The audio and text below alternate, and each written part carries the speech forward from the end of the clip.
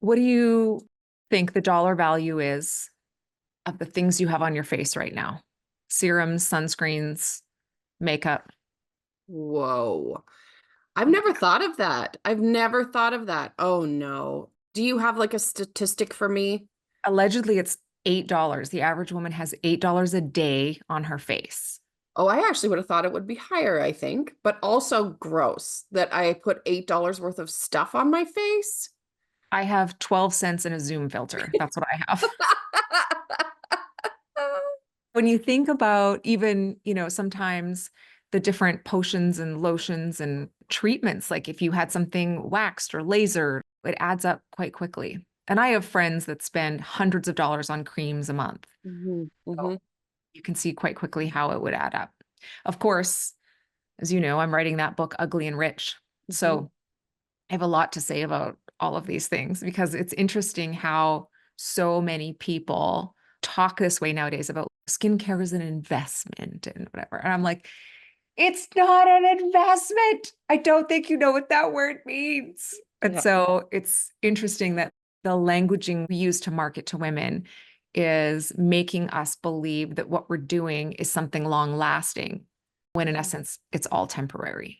Mhm. Yeah, it's so true. And also, I keep thinking about those photos that we see of older women that are like the beautiful black and white, and you see the lines. You can see that there was a life lived in those photos. And I freaking love those photos. I want to get to the point where I have one of those photos.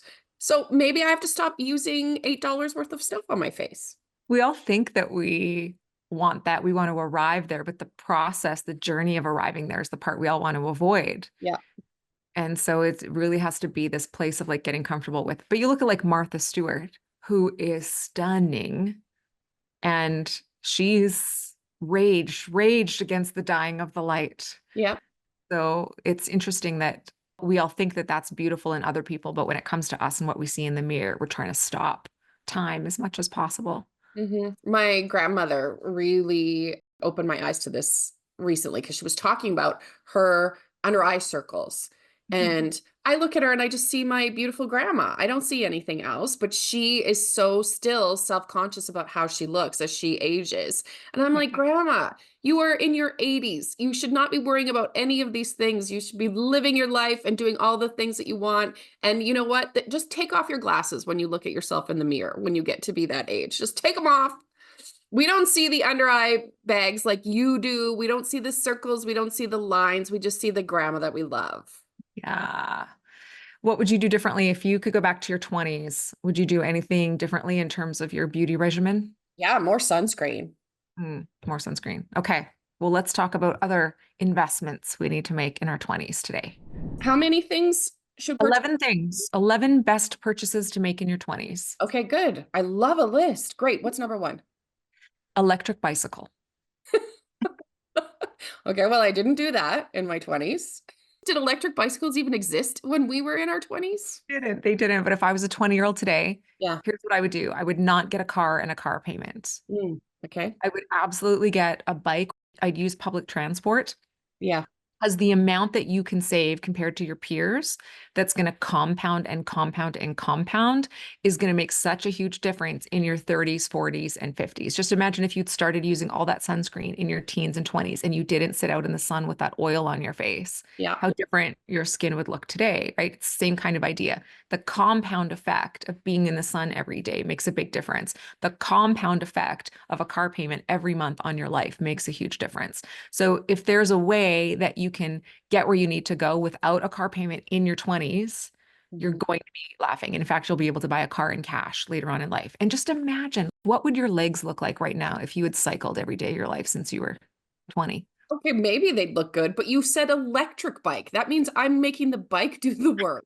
Have you ever seen an electric bike? You actually pedal like normal, but it's just if you're going up a hill or something, Mhm. then they kick in and support you. They're not doing the work for you. You're not riding a moped. You're not on a Vespa. Listen, if I can kick in the electrical part of it, I'm gonna kick the electrical part in. Have you met me? The second thing that I think you need to purchase, you need to make in your 20s is obviously, it's not so much a purchase as enrolling and opening your 401k or your RSP or your pension or your superannuation, your ISA, any of the tax deferred and tax-free growth investment opportunities you have in your country. I talk about these all the time, so you just have to listen to another podcast. I'm sure you click any random podcast and I'm talking about this, but you can also read in depth about it in my book, Naked Money Meetings. It's just really important that you start to open those up and be exposed to them really early as possible. Now, inside those, here's number 3, the purchase that I need you to make is I need you to purchase some kind of exchange traded fund that trades on the S&P 500. S&P 500 is short for Standard & Poor's 500, or simply, the S&P 500. It's the stock market index tracking of 500 of the largest companies in the US. And it's basically like you're buying the entire stock market. Mhm. And when you don't know where to start when it comes to investments or mutual funds or whatever, this is just a really easy, great place to start for beginners. They typically have low fees. And if you're going to ride it out for a long period of time, which is what you're going to do, everything I'm telling you to do here isn't short term. Everything I'm teaching you to do here is something you're going to set and forget. You're going to build the habit in your 20s and keep doing it for the rest of your life. So in this case, what you're doing is you're buying it. It's going to go up and down. You're not going to worry about that at all. You're going to worry about the value of it when you're 60 years old. The next investment I want you to buy is a NASDAQ index fund. So the NASDAQ is the second largest stock exchange in the world.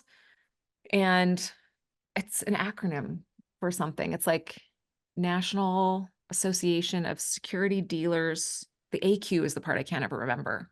Automated. Oh, shouldn't. Something like that. It's something like that. There's not that many Q words out in the world. It's not quilts. We know that.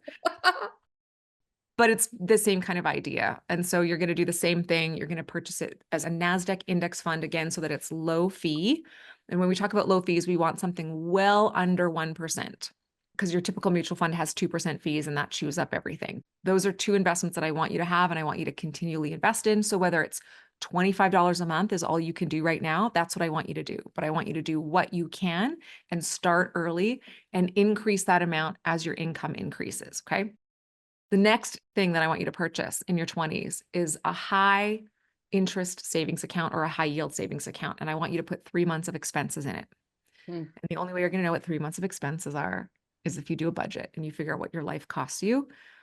But ideally, what you're going to do is you're going to figure out what your life costs you after you've put a substantial amount into those other investments. So you're going to pay yourself first, but then you're going to have 3 months of expenses in this high interest savings account or high yield savings account. And that is just going to be for your emergencies. It's not for purchasing some big fun thing later, your car or any of that stuff. This is for emergencies only. And then any extra cash you're going to put into your investments, of course. Do you want more? I know you do. Why wouldn't you want more? More More of this? what? What do I want more of? More of this. Come Oh. hang out in the online course, Forget the Hell Out of Debt. The link is in the description. You just got to click it, sign up, and we'll see you in there. Number 6. I would love to see you in your 20s if you were really resourceful, because now you're saving $500 a month, remember, because you don't have a car payment. Yep. And you've got great legs. So it doesn't have anything to do with money, but it's just like, why not? Why not flaunt those? I would love to see you purchase a property that has an investment component. So that might mean that you purchase a home with 4 bedrooms and you rent out 3 of the bedrooms to roommates. Mm-hmm. It might mean you purchase a house with a basement suite. So you're living in the basement, you're renting out the upstairs. It might mean you're purchasing a house with a carriage home and you're living in the carriage home and you're renting out the house to a tenant. But I would love to see you get into the property market, not as a homeowner, because you're not buying an asset when you do that, you're buying a liability. I want to see you buy something that has an income component that ideally cash flows, that covers its expenses plus a little bit more. This is one I for sure wish that I had done in my 20s. I'm Do you? so mad that I haven't done this one. I was so mad that this wasn't something that we had done when we bought the house that we're in right now. Yeah, if you put a basement suite in it. Yes. At the time, yeah, I know. I talked to all my friends about it in my, because of course, as you know, I was a landlord in my teens. And so I was well experienced in my 20s, or thought I was, thought I knew everything. And I would talk to people about it. But you know what the number one objection was for people in their 20s is they would say things like, yeah, but I don't want a roommate, or I don't want to deal with that. And I think you have no idea how little it is that you're dealing with and how much character it builds and how much wealth it builds. Yeah. Yeah. And it just would have set so many people up to have a paid off house in their 30s if they Just were run really the wise. numbers. It's just temporary. Like you say, all of this short-term pain is really for long-term gain. Mhm. And when you're in your 20s, before you have a family, before you have a partner, maybe that's like super serious, if you could find this way to make this extra income, what a gift that is to your future self. I had a roommate. Oh, I shouldn't name her, should I? I want to name her so bad. I've never thrown shade, but I just want to throw shade. Anyway, we grew up in a small town together and then disconnected and then reconnected in college or university. I don't remember which one I was at, but she became my roommate for a short amount of time. And I came home one night and she's in my room wearing my underwear. Nothing builds your character faster than how am I going to have this hard conversation? Like, Um, how are we going to talk about this? She'd be in my room on my phone. She was always in my space. And I think that is to this day why I have such impeccable boundaries. I will talk to, even before we go out, like my children have always been well behaved. And people think, wow, you must be a good parent. No, it's because I had this bish as my roommate in my 20s. So before I ever go do anything, I will say to the kids, here's my expectations for what's about to happen, right? I'm always setting the boundaries before I do something with anybody, any human, because I don't want to be caught off guard. And so my children aren't well behaved. It's just that mama has boundaries because we're like, you're not going in here and behaving like this, right? You're not going in my room. That's off limits. Here's the common area where we can share. My room is off limits, and I additionally will not go in yours. Setting expectations upfront because I just hadn't done that with her and saw the repercussions of that. So she was a really, really great teacher for me in that ugh. regard. I like that you are able to turn that into something positive, but I had forgot that you had even told me that because how gross, It was so grody. gross. I threw out all the underwear, just so you know. You would have just washed it. Toilet. Listen, even I have boundaries when it comes to someone wearing my underwear. It was Ugh. Okay. weird. It was weird. It was weird. It was not busty. I don't even need to tell you what had happened, but it just, Yes, you do. Now you have to tell me what. Is she she had also fruit. using your socks to stuff them She was using upstairs? fruit from the fruit bowl in the kitchen. And then I was like, do I wash my apples enough? Do I? After that, I had to keep my toothbrush in my bedroom. I put a lock on it, of course. I had to keep fruit in my bedroom because I just didn't know what her paws had been on and what they hadn't been on. How long till you moved out of this Oh, situation? it was shortly after that. It was really shortly after that. Yeah. What was her reaction when you caught her? She avoided the conversation, of course, and then put everything back. So what happened was I walked in and Yeah. at first I said, "Oh, oops, sorry." Like she's in my room and I closed the door because I thought she's almost naked. So I was like, "Oh," and it took me a minute to see. So I left. I had a boyfriend at the time. So I called him and I said, "Hey, is it okay if I come over for a bit?" He's like, "Okay." And then I told him what happened. He laughed, of course, men laugh. He was like, "That's hilarious." And I'm like traumatized. And so when I got back, she was in bed. The next day she was gone. So it was like a couple of days before I could have the conversation. Yeah. And but meanwhile, everything was back in my room and everything was back in its place. So then I had this horrible violation feeling of what did she touch or not touch, right? Now, none of this, I realize as I'm telling everybody this, now everybody's going to be like, why would I have a roommate, Erin? Why would you do this?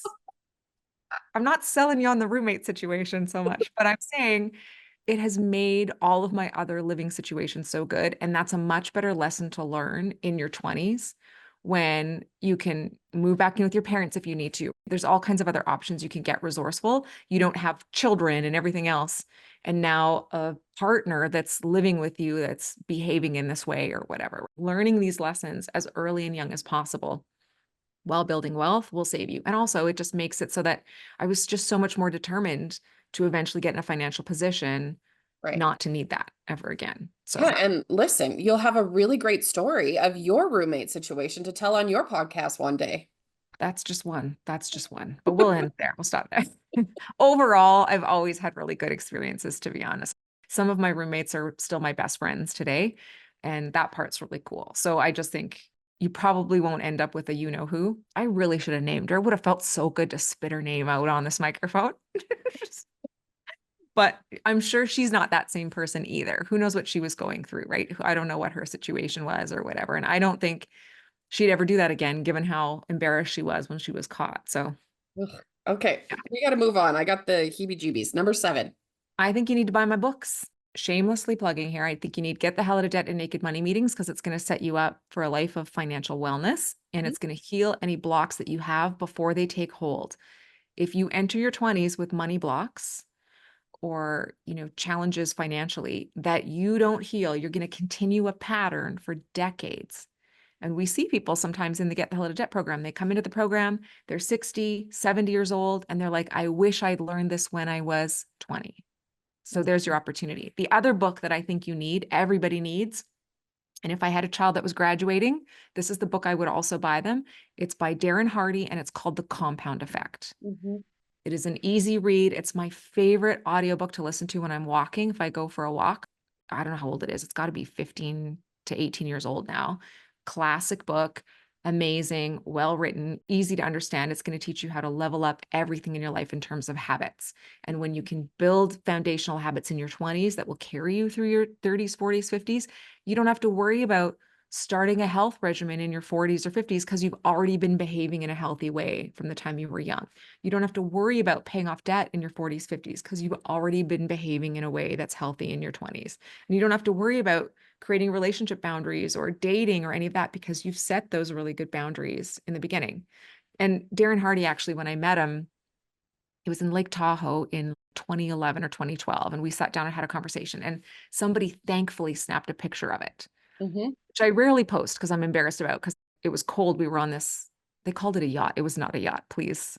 Lake Tahoe Yacht Company or something like that. And it was like a pontoon boat. But anyway, we were on this yacht and it was windy and I didn't dress appropriately. And so my friend Derek lent me his windbreaker, which was lime green. So I'm talking with the Darren Hardy and I'm wearing a lime green windbreaker. But I love the photo because you can see in the photo, I'm captivated by what he taught me. And he essentially taught me how to find the perfect spouse, which I did. So I say that with the caveat that my spouse was not the perfect spouse when we first met, but he eventually became the perfect spouse. That's a whole other lesson. But it was cool because everything he taught me was what he talked about in the book, The Compound Effect. And so I think it's even a really great book if you're struggling with relationships.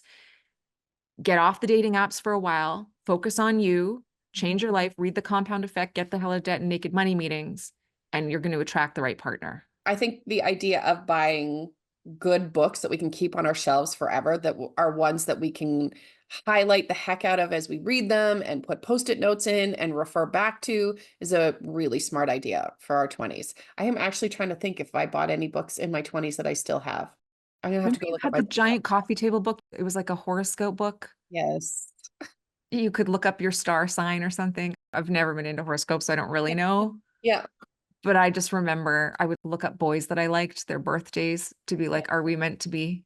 And if the answer was no, but I really liked them, I was like, this book is garbage. And if the answer was yes, I was like, this book is brilliant. Yep.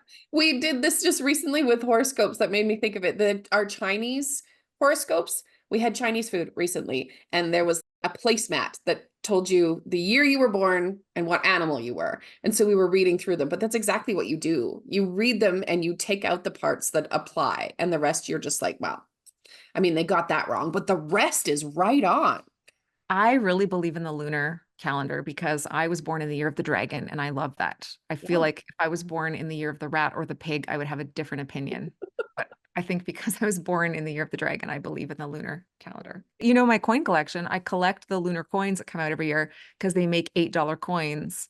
Eight was the lucky number for a lot of years. Now the lucky number is nine because the lunar calendar has shifted. But anyway, I collect $8 coins with dragons on them. And Canada is one of the only countries in the world that consistently makes an $8 coin with a dragon on it once a year. So anyway, little dumb fact about me. That's not investment advice. I don't think you should buy coins in your 20s.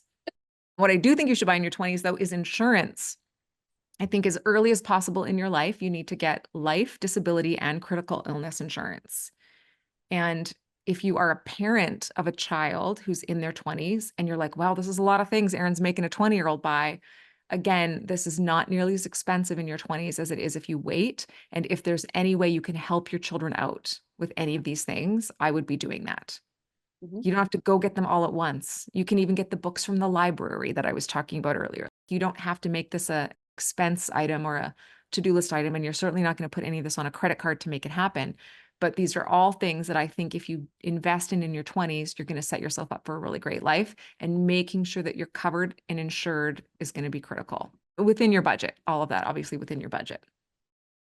The ninth thing that I think is really important is a very well thought out wardrobe. Mm. Nothing trendy. You don't need to be cool and brat and hip. You have to get something that coordinates, something that you can wear to job interviews or your workplace, and something that really all works together. By really being strategic with a wardrobe, you can save a lot of money. Mhm. I know so many young people and they're into fast fashion, which I'm also not a really big fan of. You know, when they run out of clothes, they'll just go buy something, you know, that's not a well thought out wardrobe.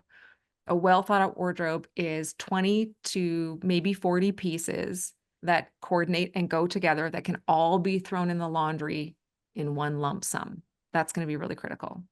What did I wear in my 20s? What were we wearing then? What was trendy even? Listen, you wore jeans a lot I did. Yeah. Yeah. and black. You wore a lot of black. So, kind of in the capsule wardrobe area because you were head to toe black.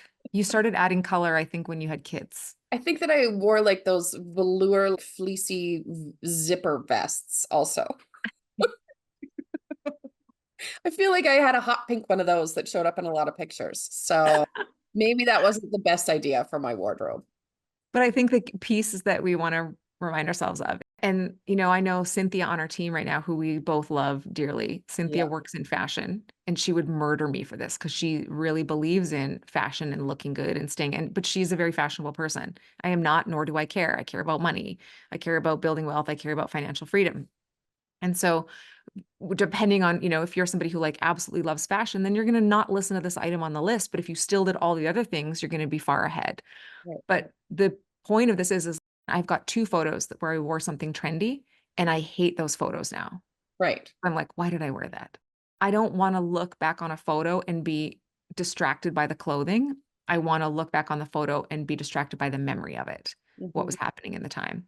So I think we all have photos like that. And of course, it makes photos fun to look at when it's other people. But if you want to always appear classy and always appear put together, you're not going to want the fashion pieces. You're going to want the basics that look good on your body, whatever your body looks like, that look good and that you feel good in always. And ideally, honestly, that means no shapewear. If you have to put shapewear on in order to Oh, make something work, it's the wrong piece for you. That's my opinion. Go ahead and do with your internal organs what you will, but that's my personal opinion. nobody has time to be that uncomfortable either. No. Another thing that I really think that you should invest in your 20s is a swap visa. It used to stand for Student Work Abroad Program. I don't know if it's still that's what it stands for, but basically it's a visa that allows you to travel and earn income while you Oh. travel. So if you are going to travel and see the world, which I think you should do, I really think everybody should do that. You get the Student Work Abroad Program visa. A lot of times they won't allow you to do skilled work in those countries, but sometimes when you get there, listen, things change when you find a job over there. Okay. Once you got the visa, you can get over there and do with what says the girl who worked at MTV UK in London, England, wink, wink, on a visa that she was supposed to wait tables on, right? Some of us, you get a little resourceful when you get over there. But I just think it's a really great opportunity to allow you to see countries and pay your way through them so that you're not doing a gap year or some kind of travel program on your credit card and you come back and you've got a mountain of debt. Mhm. I would really look into it. There's a lot of countries that work together on this swap program: Australia, UK, Japan, Ireland, Austria, USA, New Zealand, Thailand, South Africa, and Canada. All Wow. of those amazing places to visit. So if you get a swap visa, whether you're going to teach abroad or volunteer abroad or do some kind of working holiday, which is what I recommend, you're going to have experience and you're going to get to see places. You're going to meet other people who are doing this. You're going to build lifelong friendships. I think of my friend Katie, who I met on my swap visa, my friend Dahlia. I'm still friends with them today. They're both amazing. And I wouldn't have had that if I went over to the UK on a trip. It would have cost me thousands of dollars. This essentially cost me nothing, and I made money when I was there. And I had my rental properties back home, which I had rented out while I was away. So that was paying down those mortgages plus earning me a bit of extra pocket money when I was there. And I was still investing and doing all kinds of things with the money that I was making. So I just think it's something to look into. The Canadian website is swap.ca, but you just have to look up the swap visa in your country and off you go. I think it's worth investing in. If you've got a kid that's interested in traveling, have them do it through that program instead of just with their passport and a credit card. You had me really worried when you said this first because you said swap visa and I immediately thought credit card. I'm like, what's happening? Is something in her brain is fizzling? What's happening? Got it. Wrong kind of Work visa. visa. Got it. Yeah. I was really worried. Phew. And then the last thing that I think you should purchase in your 20s is something that you can flip. So I want you to just at some point early on in your life, I want you to figure out for you what it is, something that you know about, something you have experience in, something that you know other people want that you can access. I want you to find the thing that you can purchase that you can make money on potentially on a flip. So whether that's finding free furniture on the side of the road, fixing it up, painting it, selling it, I want you to try that once in your life. Whether it's purchasing something at a lower cost that you know will have a return on a higher site somewhere else, I would figure that out. I would do what I can do to practice the flip because it's going to unlock a level of resourcefulness in you that most grown-ups don't have. And the sooner you can build that money muscle, the earlier in your life that you can do that, the better you're going to be. That's a good idea too. This is a good list. And I'm really disappointed that I didn't do most of these in my 20s. But look at your skin. Oh yeah. Check me out. I need to spend clearly more than $8.